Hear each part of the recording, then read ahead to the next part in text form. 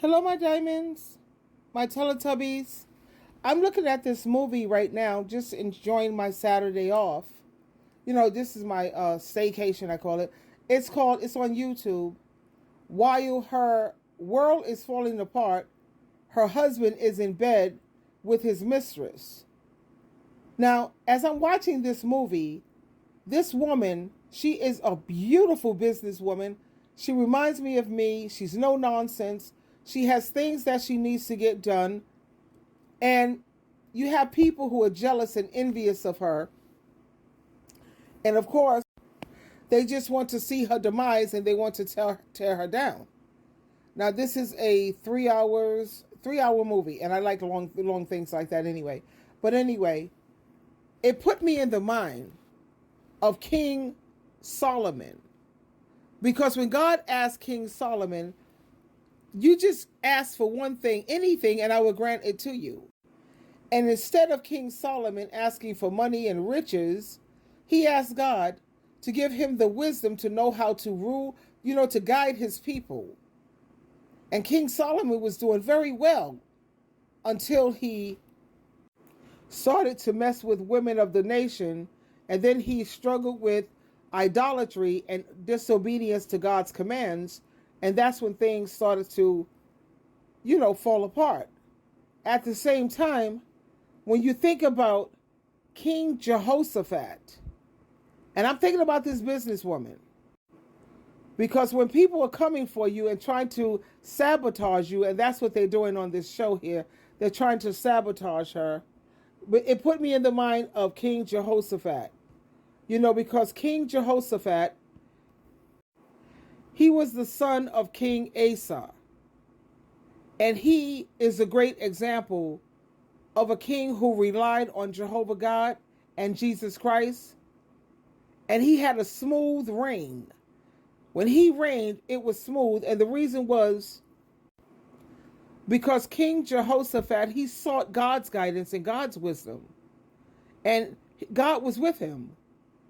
You see, when you have God on your team, regardless of whatever weapon formed against you to destroy you, it's never going to succeed. You can read about this event in 2 Chronicles chapter 17, verse 3 through 6. And then also King Jehoshaphat, he walked in obedience to God's commands. He followed God's rules and regulations. 2 Corinthians chapter 17, verse 7 through 9. And because he did things God's way, as long as he was ruling and reigning as king, they had nothing but peace and prosperity. During Jehoshaphat's reign, Judah experienced nothing but the best. And that put me in the mind of course, Donald Trump. Does he ever go to God and ask God for guidance for the 4 years or 8 years that he's ruling as king or reigning as king, and ask for God's guidance so that this country can have nothing but peace and prosperity? And people would definitely marvel at Donald Trump. And don't give me this stuff about politics, because that's another video, because we had kings back in biblical times, and that's the same thing as political and politics. And anytime King Jehoshaphat, when he faced challenges, he relied on who? His own way of thinking? Listening to other imperfect people? No. He relied on God. He relied on God's strength and not his own. 2 Chronicles chapter 20, verse 1 through 30. Just read that. I'm serious. This is like I told you. When I look at movies, I don't look at things just from a physical eye, because I also have a spiritual eye. And as I'm looking at this amazing woman, I love business women, honey, because I'm a workaholic myself. I love working, and I haven't finished it, actually. I'm just like beginning. But I'm seeing how these people, even the man that she thought really loved her, he has his mistress on the side, and they're plotting and scheming to try to bring her down. And that to me is like, what? Now, this businesswoman, she has made deals with Japan and the other countries, and they was ready to sign with her until this scandal came out. That was, of course, it was a setup so that they could see her destruction, her downfall, her demise. But then, like I said, I couldn't help but as I'm watching this, King Jehoshaphat, when you rely on Jehovah God, King Jehoshaphat, he ruled and reigned for 25 years. And for 25 years, there was nothing but peace and prosperity. He was an amazing king. And the only reason why he succeeded the way that he did, and he overcame the people that was trying to pull the carpet right from under him, is because he relied on God and Christ. And for 25 years, I don't care who came up against him, they did not succeed. And he started to reign at the age of 35 years old. And he reigned as king for 25 years. He was buried at the age of 60. So he lived up until the age of 60. But back then, they kind of, sometimes, I don't know what the hell, they died a little early. And King Jehoshaphat, he was known for nothing but prosperity and peace. And the reason was because he had this unwavering faith in God and his commandments, and he always followed God's laws. So why can't Donald Trump do that? If you're at a point where you're confused or whatever, run. He say he's a Christian, am I correct? So he needs to go to God in prayer, and when you're going to ask God for something, ask God on how to lead the people, the best way to lead the people, and allow the Holy Spirit to operate with him. He has some pretty good ideas. He's one hell of a businessman. He's setting a lot of things straight.